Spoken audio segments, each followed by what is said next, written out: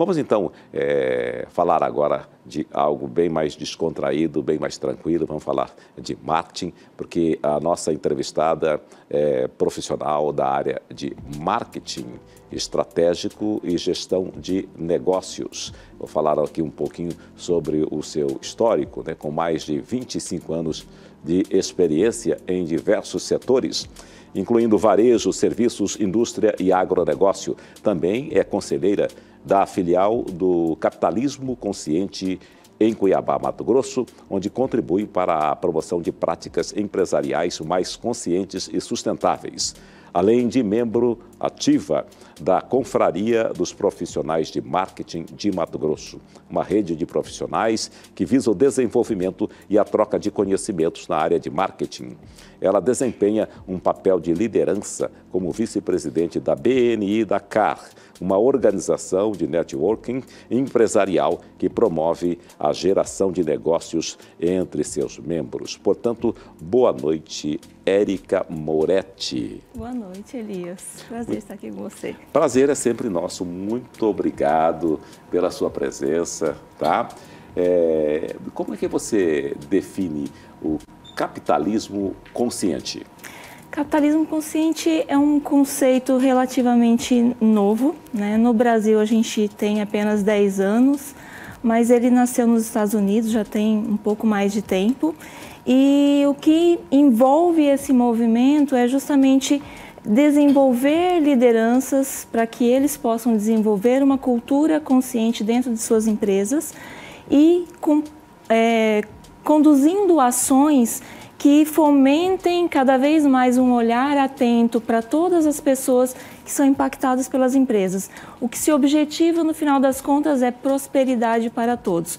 O capital, né, ele é essencial para que se desenvolva essas ações, mas fugindo um pouco do capitalismo tradicional, que é aquela coisa da ideia do lucro acima de qualquer coisa, né, e baseado somente na evolução do lucro para beneficiar unilateralmente os acionistas da empresa. O capitalismo consciente ele vem para trazer uma visão 360 de que o capital é necessário, mas ele precisa gerar prosperidade para todos, né, para os colaboradores, para a comunidade, para os parceiros, para os fornecedores, para clientes, né? Então, está mais ou menos dentro desse conceito. Nasceu nos Estados Unidos. Começou nos Estados Unidos. O capitalismo nos Estados Unidos é consciente? Então, até há bom pouco tempo atrás, não era tão assim, né? Era, como eu disse, unilateral. Era o lucro acima de qualquer coisa, a qualquer custo, passando por cima, inclusive, do bem-estar dos colaboradores, das empresas, né? Não tendo essa visão de que precisa trazer algo de bom para as outras partes. Era especificamente só para beneficiar os acionistas da empresa. Mas o que se percebeu lá atrás, com o Raj Sisodia, que foi a pessoa que iniciou o movimento nos Estados Unidos, ele percebeu que algumas empresas elas tinham uma performance melhor do que outras. E ele foi tentar entender o porquê disso.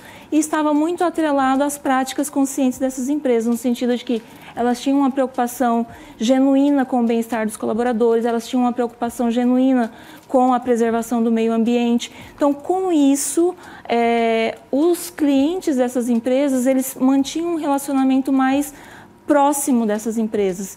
E o dinheiro aí, no caso, era consequência, né? Você, tendo boas práticas, você passa a ter um valor diferenciado para o cliente e ele estreita esse relacionamento e isso acaba se convertendo em vendas, né? Então, empresas que têm essas práticas têm um desempenho financeiro melhor, têm um desempenho corporativo melhor no sentido de que retém mais colaboradores, atrai mais colaboradores, né? Então, foi com esse olhar que ele identificou que o capitalismo posto como ele estava já não tinha mais tantos benefícios, né? E que levar aquele achado, né, que ele percebeu nessas empresas que têm um nível de consciência um pouco mais elevado e que tem ali um melhor resultado junto aos seus clientes, isso precisava ser divulgado. Então, de lá para cá, isso vem sendo disseminado, tem ganho mais adesão de várias empresas, né, e está se espalhando pelo mundo, né? No Brasil, como é que está o... Então, como eu falei, são 10 anos já, 11 na realidade, e a gente tem uma boa adesão. Primeiro porque já existem líderes que têm um pouquinho mais de consciência e quando ouve-se falar aqui e ali sobre algo semelhante, essa sinergia vai sendo criada, eles vão se fortalecendo, vai se formando a rede. Então, um empresário que na época era de uma grande rede brasileira, ele teve, né, nos Estados Unidos, conheceu o movimento lá e fez ali um movimento para tentar trazer o capitalismo consciente para cá. Encontrou outros pensamentos, outras mentes que pensam como ele e aquilo aí foi, né, gerando mais adesão. Então, hoje nós temos muitos associados espalhados pelo Brasil, né, e isso tem tomado um certo corpo. Você tem ideia de quantos associados o Brasil tem? Hoje eu não consigo dimensionar para você, mas são muitos. É possível eliminar as desigualdades? É possível. É claro que isso não vai acontecer da noite para o dia, né? Mas é possível sim. E, inclusive, o movimento no Brasil, ele tem um capítulo à parte que é por meio dos negócios, né, gerar essa transformação cultural para fomentar melhorias no sentido de diminuir essas desigualdades. Então, no geral, do contexto do capitalismo consciente no mundo, é para modificar a cultura organizacional, desenvolver líderes mais conscientes para que eles possam descer isso para toda a corporação e essas transformações ocorrerem de forma mais aprofundada. No Brasil é tudo isso, porém com um objetivo a mais que é diminuir as desigualdades. Mas como eu te falei, não vai ser da noite para o dia, né? Demanda um tempo. Sim, a gente percebe que ainda existe no Brasil, eu não vou dizer só no Brasil, não posso dizer lá fora também, porque eu não tenho esse conhecimento, que existe muito aquela questão da indicação, indicar alguém para este cargo, tanto em empresas públicas como privadas, a questão da meritocracia. Isso é real? Sim, perfeitamente. E muito plausível, né? Sim. Todo esforço que é empreendido, ele precisa ser reconhecido, né? Mas é reconhecido? É reconhecido. E a gente já vê isso como boas práticas dentro das empresas, em outras organizações também, paracorporativas, digamos assim. O reconhecimento ele é necessário porque ele acaba motivando mais, inspirando mais, né? Então, quando você tem políticas claras, diretrizes claras, você deixa o jogo de uma forma que ele possa ser jogado por todos. Horizontal. Né? Exatamente, exatamente. Então, deixa de ser aquela coisa vertical, né? Exatamente. Então, assim, você dá mais oportunidades para todos, né? Quando você tem a questão da meritocracia implantada, né? É um sistema inclusivo? Você diz do capitalismo consciente? Exatamente. Porque fala-se muito em inclusão social, em trazer para o mercado aqueles que têm menos chances, menos possibilidade e... Assim, quando a gente olha para dentro de uma organização, ela estando em um determinado nível de consciência ou ainda não, e aí quando eu digo nível de consciência, é nesse prisma de que a prosperidade tem que ser para todos, né? Se a gente traz para as organizações que ainda estão no capitalismo puro, mais do que nunca ela vai lançar mão da meritocracia porque ela quer estimular a produtividade, né? Então, isso é factível em qualquer tipo de organização, né? É importante ter, porque você acaba alavancando ali a produtividade. Em empresas que já estão avançando nesse nível de consciência de prosperidade para todos, ele é muito importante porque, além da pessoa fazer uma atividade, porque ela vai ter um bônus, porque ela vai ter um diferencial em galgar patamares, né, mais elevados dentro da empresa, ela tem a possibilidade de usar o que a empresa tem por trás do que ela faz, que a gente chama de propósito, um propósito maior. Quando a empresa tem clareza do que ela faz, é mais do que ofertar produtos e serviços, que ela consegue fazer algo para ajudar a curar uma dor do mundo e ela envolve os seus colaboradores nisso e você tem um encontro de valores, né, individuais com os valores organizacionais. Essas pessoas se identificam com esses valores organizacionais, a empresa que quer ofertar algo mais para o mercado, eles se envolvem muito mais, se engajam muito mais. Então, vai além da questão da meritocracia, pura e simplesmente. Porque a meritocracia, como ela está posta dentro do capitalismo tradicional, é aquela história, eu vou correr atrás para fazer algo mais, para obter um benefício para mim, indivíduo. Quando eu estou dentro de uma empresa que já tem um nível de consciência, que tem um propósito maior por trás daquilo que ela faz, ela vai buscar, mas ela sabe que não é só ela que vai ganhar, né? Ela produzindo mais não é só para o benefício dela, é para benefício de uma coletividade, que aí pode ser a equipe como um todo, pode ser os clientes daquela empresa, pode ser a comunidade, né, que é impactada por aquela empresa. Eu conversei recentemente com uma especialista em treinamento de pessoas para o mercado, para colocar pessoas no mercado, e ela me disse uma coisa que me deixou um pouco impactado, quando ela diz que as pessoas são iguais, as oportunidades é que são diferentes, ou às vezes elas não ocorrem para certa camada da sociedade. O que você acha disso? Eu concordo, ainda não temos uma questão de igualdade para todos, né? Como ela comentou, né? Igualdade é você dar as mesmas condições para todos. Você tem pessoas distintas, algumas semelhantes, né? Mas se você tem uma diferenciação de circunstâncias, vai chegar de forma diferente para essas pessoas, entre as que de fato são diferentes em termos de capacitação, de formação, de experiência, e mesmo entre aquelas que têm uma certa semelhança. Então, se você não tem uma oferta igualitária, o resultado não vai ser o mesmo. Então, para que você tenha condições de dar prosperidade para todos, você tem que ofertar o mesmo ambiente para todos. E aí, não é só de oportunidades, mas também de preparação dessas pessoas para que elas possam usufruir dessa oportunidade que está sendo ofertada. E quem iria preparar essas pessoas? A grande responsabilidade hoje está nas costas das empresas. O capitalismo consciente ele vem para isso. O governo precisa fazer a parte dele, não está fazendo, né? Então, quem é que vai fazer?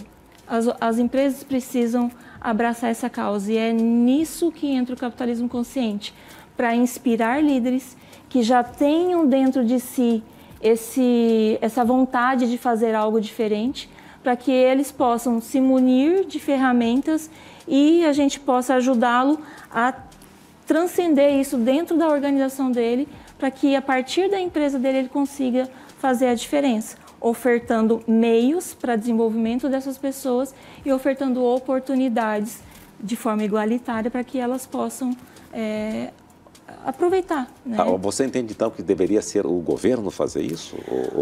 Ou essa...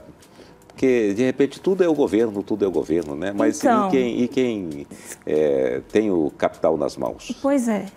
O que se espera do governo? Condições básicas essenciais. A saúde, a educação, né? A empresa vem para ofertar, por meio do capital dela, a diferenciação, a complementaridade. Né? Então, é nesse sentido que vem a empresa, para contribuir, para diminuir essas desigualdades, porque o governo não consegue alcançar a todos. A gente vê isso já há muito tempo. Né? Então, esse chamado do capitalismo consciente empresas, somos nós que precisamos fazer a diferença. Para você, existe governo e existe outra parte?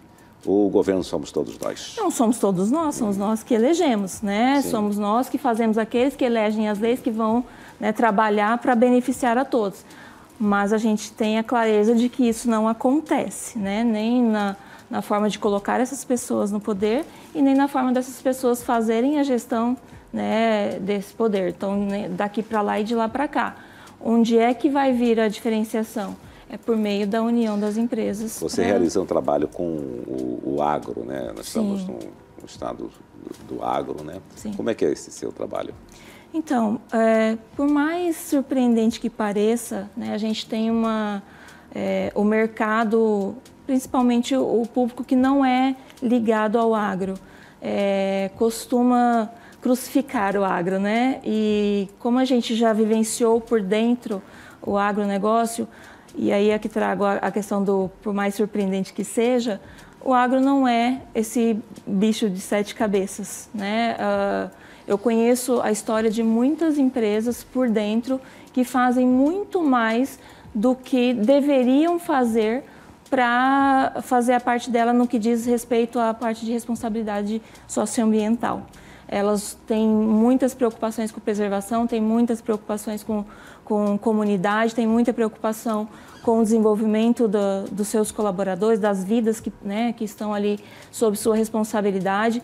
Ou seja, tem muitas ações de boas práticas e não são pontuais, não são efêmeras, são coisas de muito tempo e que, de fato, fazem a diferença, né? Então, o que eu posso dizer é, estamos num estado, né, de pujança, como costumam dizer, que fomenta o agro cada vez mais, que é um agro que traz resultados para a nossa economia, que ajuda no desenvolvimento do nosso estado e que tem contribuído, sim, para a preservação do meio ambiente, que tem contribuído, sim, para a minimização dessas diferenças sociais, mas é aquela história, é como rezar para padre, né? Infelizmente, há pessoas que não querem ouvir o que o agro faz, né? Mas o que eu posso dizer, com a experiência de quem passou por dentro desse segmento, é que eles fazem muito pela nossa sociedade. Mas quando você diz fazem muito mais do que deveriam fazer, o que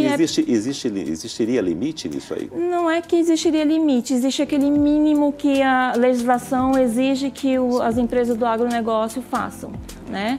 Eles conseguem fazer muito mais. Existe um mínimo de, por exemplo, trazendo para a questão ambiental, existe um mínimo de área que precisa ser preservada. O agro preserva muito mais. E quem quiser saber disso e sentar, tentar conversar com as pessoas que são do agro, propriamente dito, vão ter essas informações. Mas aqueles que não querem ouvir, não, né? Qual é o mínimo de área que deve ser preservada e o que se preserva hoje? Eu não tenho esses números com exatidão, sim, mas sim. A informação que eu tenho é que mais de 60% da nossa área é preservada, e se eu não me engano, eu posso estar de fato enganada, em torno de 20% é que é o mínimo exigido por lei, que tem que ter a preservação ambiental. Mas esse número, de fato, eu não tenho certeza, mas que é preservado é muito maior do que é o mínimo exigido por lei. Onde as pessoas buscariam essas informações para terem mais conhecimento sobre essa área? Aí de fato, nas empresas que estão conectadas ao agro, né? A gente vai ter a ProSoja, a Famato, que são instituições que detêm ali as informações, que fazem, né, o monitoramento, que fazem a guarda desses dados para, enfim, fazer o acompanhamento. Sim. Hoje, quantos empregos são gerados diretamente pelo agro no estado? Eu não tenho esse número, Elias. Sim. Porque existem empregos diretos e indiretos, né, nessa situação. Porque o agro ele se tornou, na verdade, uma empresa, são grandes empresas. Sim, né? Exato. Eu estive ontem, inclusive, naquele complexo de fazendas do Grupo Bom Futuro, né? E a gente percebe que são muitas iniciativas. Essa conversa está muito boa, está muito interessante, viu? Mas nós temos que fazer o nosso intervalo comercial. Vamos para o intervalo comercial e daqui a pouquinho voltamos com o Boa Noite Elias Neto. Até daqui a pouquinho.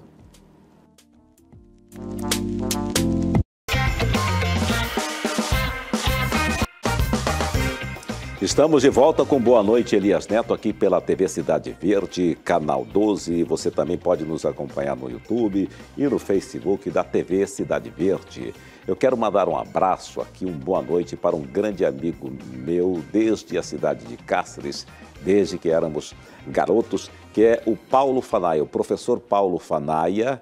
Ele é também comunicador, né? Eu me lembro que quando eu cheguei em Cuiabá, ele já estava por aqui trabalhando na antiga rádio A Voz do Oeste, a pioneira, era repórter por lá. E gostei muito do seu comentário, viu, Paulo? O Paulo disse que ele assistiu o nosso programa, o Boa Noite Elias Neto, e ficou muito feliz de ver a dinâmica desse nosso talk show. Obrigado, viu? O seu comentário é muito importante para nós. Abraço, Paulo Fanaia, e nós voltamos a conversar com a Érica Moretti sobre marketing. Você é analista de comunicação para grandes empresas, né? O que é mais complicado? Fazer a comunicação interna da empresa ou se comunicar com um público externo?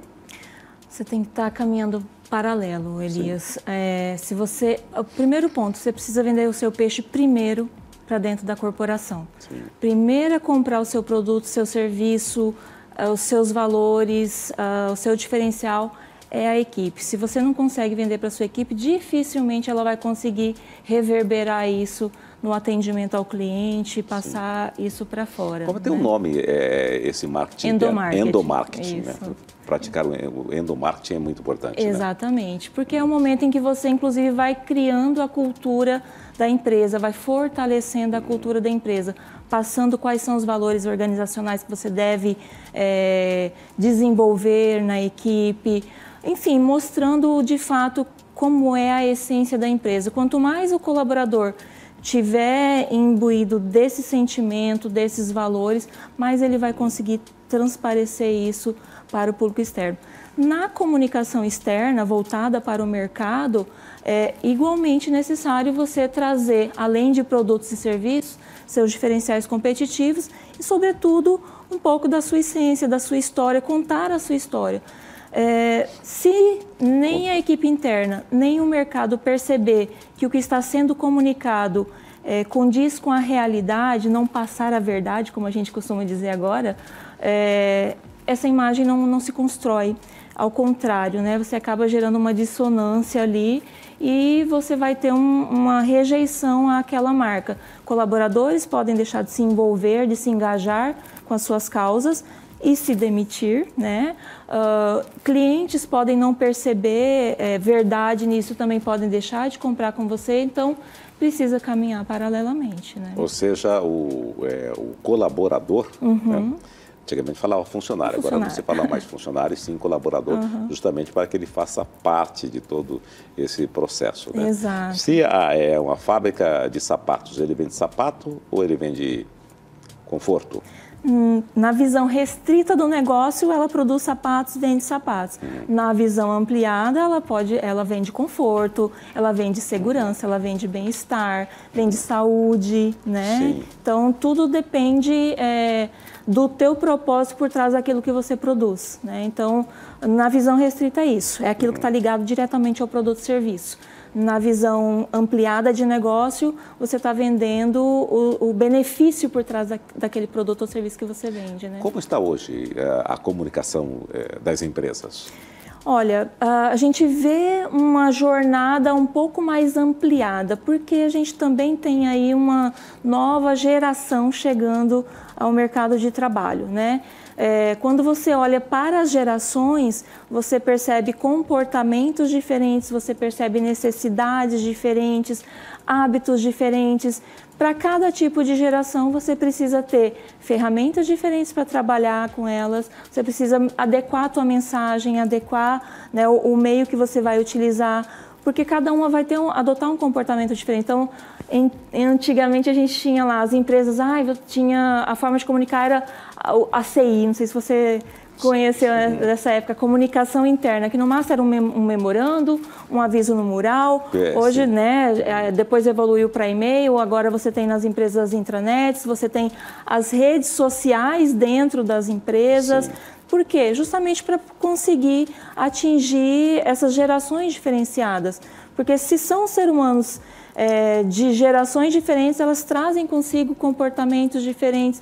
E aí a empresa ela tem que estar muito antenada com essas mudanças comportamentais para que ela consiga se comunicar com essa nova geração. Com todas as gerações, na realidade, porque dentro de uma empresa, quanto mais longeva ela é, mais diferentes gerações ela vai ter dentro da estrutura dela. Então, você tem que entender muito bem cada um desses públicos para você adequar os meios, adequar a mensagem, adequar o conteúdo, enfim, como que você vai conseguir envolver esse público. Eu posso dizer que numa empresa longeva, como você disse, vem a existir conflito de gerações?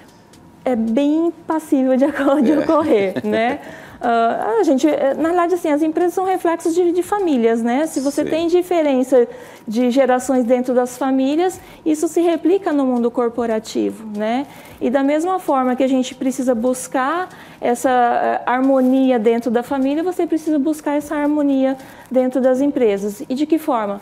Prestando atenção em quais são essas gerações que você tem ali dentro da sua equipe, para você conseguir identificar quais são as necessidades de comunicação dela, quais são os meios que elas utilizam, como funciona melhor para elas receberem a mensagem, com que frequência, enfim, adequar a mensagem a quem vai ouvir, né? E como fazer essa adequação? Por exemplo, uma pessoa que trabalha numa empresa já, digamos, há 30 anos, uma pessoa extremamente competente, mas ela tem seus valores e ela traz ali as suas informações e a sua forma de trabalho.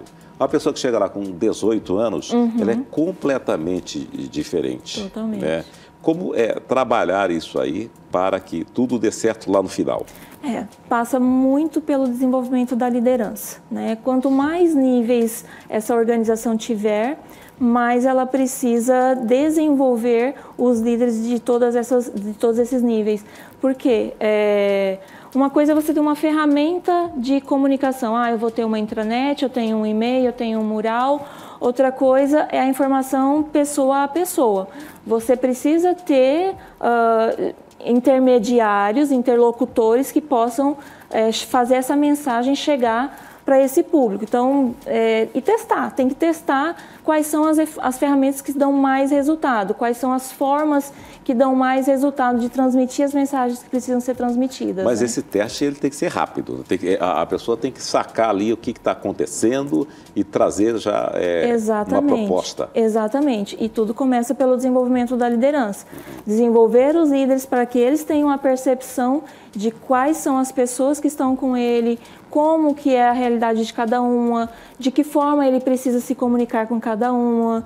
Porque se ele tem essa percepção ampliada sobre as pessoas que estão sob o comando dele e ele entende que cada uma tem uma forma de se comunicar, ele vai adequar a mensagem para cada um. É claro que a tendência do ser humano eu preciso otimizar, né? Como nos velhos tempos a gente falava assim, os meios de comunicação de massa. Nós estamos numa época que a gente precisa personalizar o máximo possível, né? Tudo nichado. Tudo nichado. Foi bom você falar nisso, né? Porque os jovens, né, aquele de 18, 20 anos de idade, ele muitas vezes nem fala, porque a comunicação dele é direto com o aparelho, ele se comunica muito bem por ali. Mas há um momento em que ele precisa se abrir, ele precisa falar, né? É como colocar para fora essa capacidade dessa pessoa que está nesse momento. Às vezes ele nem olha nos olhos das pessoas. É verdade, tem que buscar o desenvolvimento mesmo, né? É muito importante que as empresas tenham formas de avaliar os seus colaboradores para entender o perfil, né, diagnosticar o perfil de cada um, para entender, por meio desse perfil, quais são as ferramentas adequadas para desenvolvê-los, né? E aí ofertar um plano de desenvolvimento individual ou coletivo que dê a essas pessoas as ferramentas necessárias para que elas possam prosperar dentro desse ambiente de trabalho. Não só em termos de comunicação, de apresentação, mas, enfim, do próprio desenvolvimento do trabalho dela. Você trabalha também com marketing de eventos? Já trabalhei, hoje não mais. Né? Pois mas a diferença é muito grande. Cada evento, cada situação, você tem que se adequar a cada situação. A lógica é a mesma, Elias. Você precisa entender, trazendo para esse universo de eventos, qual é o público do meu evento, como é que eu vou interagir melhor com esse evento, o que eu preciso ter nesse evento para conseguir atingir o meu objetivo. Esse evento ele tem um motivo, eu quero passar alguma mensagem com esse evento. Então, entendendo qual é o meu objetivo, quem é o público que eu vou lidar, entender quais ferramentas, quais meios, o que eu vou precisar ter nesse evento para fazer com que essa mensagem seja passada da melhor forma. Né? E como é que é possível estudar o perfil do público que vai para aquele evento?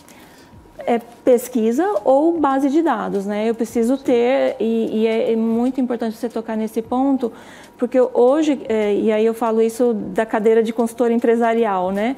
A maioria dos clientes que a gente atende nas empresas, elas não têm uma base de dados de clientes ou, enfim, das pessoas com quem ela quer se relacionar formatada. E sem essa base de dados, eu não consigo, porque dados são dados, mas eu preciso pegar esse dado e transformar em informação. Então, eu preciso analisar e, a partir daquilo ali, obter insights para ver a melhor forma de me comunicar com aquele público, né? Então, ou eu tenho uma base de dados robusta, que normalmente as empresas não têm, ou eu vou precisar fazer uma pesquisa de mercado para obter uma informação mínima necessária para eu poder direcionar o meu esforço, seja ele desde uma questão de ação de endomarketing a um evento ou um marketing de marca propriamente dito, né? Fazendo alguma divulgação em meios de comunicação. Sem essa base de dados, as empresas perdem muito, né? Sim, na realidade, assim, elas perdem oportunidades de identificar coisas novas e perdem oportunidades, às vezes, de reter, né, de se relacionar com esse público. Isso pode levar à falência? Só isso não, mas isso somado a outras questões, sim, né? Uma empresa ela não falha por um motivo só, é uma sequência de coisas que não estão dando erros, certo, né? Que leva à falência. Observações que não são realizadas. Né? Que aí a gente costuma dizer assim, às vezes uma empresa está num momento de miopia de marketing, ela está com uma visão muito fechada às vezes, sobre a performance dela, sobre a imagem dela, sobre a relação dela com o colaborador, sobre a relação dela com o mercado. E sem ter essa visão clara das coisas, ela vai tomando decisões equivocadas. E aí vai virando uma bola de neve que em um momento prejudica o resultado da empresa. E quando nós falamos em empresa, nós estamos falando em algo enorme, né? Às vezes, o produto é a própria pessoa, né? Que aí normalmente está relacionado a uma prestação de serviço, digamos assim, né? Mas assim, independente de ser uma empresa eu-presa, né, que é a pessoa ali ofertando o seu serviço. Eu-presa. Ou uma empresa de pequeno, médio ou grande porte, é possível se estruturar para fazer um bom trabalho, né, para ofertar o melhor para o seu mercado. E aí ter informações adequadas é importante, saber se relacionar é importante. Sim, mas Érica, eu acho que fica meio dúbio, né? Duplo sentido, eu presa, né? Verdade. A gente precisa ter um pouco de cuidado, né, com essa questão. Da onde que nasceu esse termo, eu presa? Não, foi só uma brincadeira, para não perder a oportunidade de brincar. Para não perder a oportunidade, evidentemente. Se não investir em tecnologia, será um grande problema?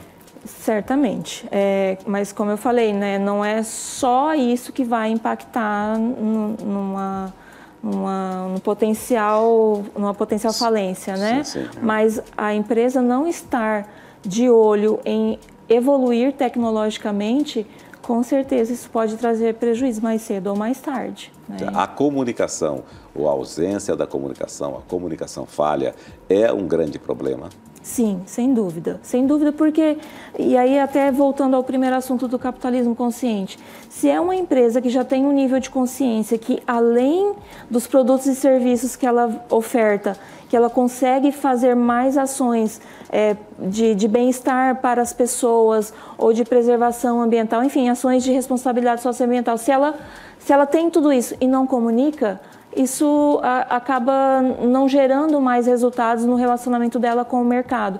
Recentemente nós fizemos um trabalho, uma pesquisa de mercado para entender como está o comportamento do consumidor em relação a privilegiar marcas que já, em comprar dessas marcas que já têm um certo nível de consciência.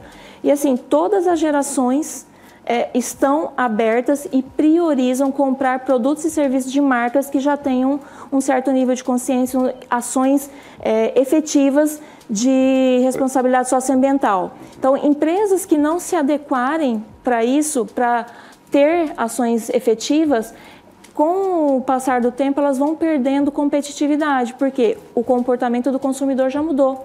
Ele quer se relacionar com empresas que têm um nível de consciência elevado. Por outro lado, o mercado de investidores também começa a pressionar. eles só querem emprestar dinheiro, dar crédito para empresas que tenham boas práticas comprovadas nessa área de responsabilidade socioambiental, ESG, que tem comprometimento com os compromissos da agenda da ONU.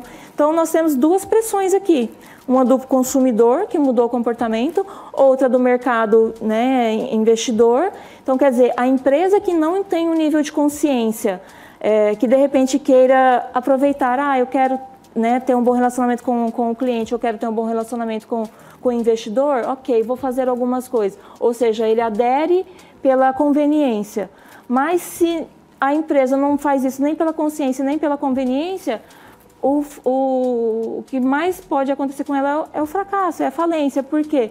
Pode ser tarde, ela não aderir vai fazer com que ela fragilize a relação dela com o consumidor e com o mercado investidor, né? Então, a tendência é, se ela não se adaptar a essa onda de mudança que já chegou, que já está posta, ela fica fora do mercado com o passar do tempo. Nesse sentido, como estão as empresas em Cuiabá e em Mato Grosso? Olha, elas até têm boas práticas, né? Mas, e aí é um ponto que a pesquisa trouxe, o consumidor, ele prefere comprar de empresas conscientes, mas ele não sabe quais são. Então, está faltando comunicação. As empresas que estão fazendo algo não estão comunicando que estão fazendo. Então, o consumidor não tem essa clareza. Então, aquelas que estão fazendo, elas precisam deixar isso claro. Elas precisam contar essas histórias na comunicação delas, no marketing delas.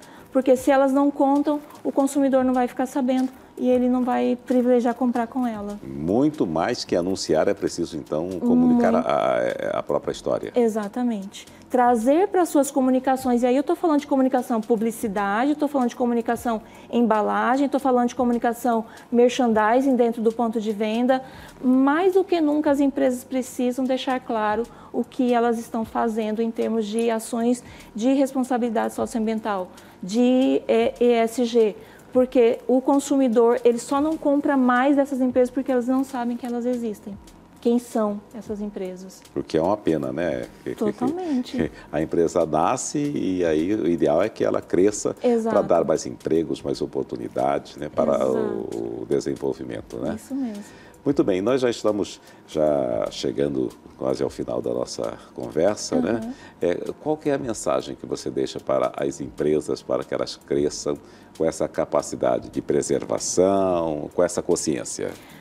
Acho que o ponto importante é sejam corações humanos olhando e tocando outros corações humanos. Porque a partir do momento que você amplia o seu olhar para as pessoas, você vai conseguir enxergar as dores delas, as necessidades delas. E se você tem a vontade de servir essas pessoas, entendendo esse universo delas, você vai conseguir adequar a sua operação, a operação da sua empresa, para melhor atendê-las. E com isso, você tende a se manter competitiva no mercado. Muito bem. Olha, muitíssimo obrigado pela mensagem e pela sua participação aqui. Muito obrigada. Você fala muito bem e é muito simpática também. Obrigada. Obrigado. Bem, a gente fica por aqui com boa noite, Elias Neto. Um grande abraço para você. A gente se vê amanhã. Até lá.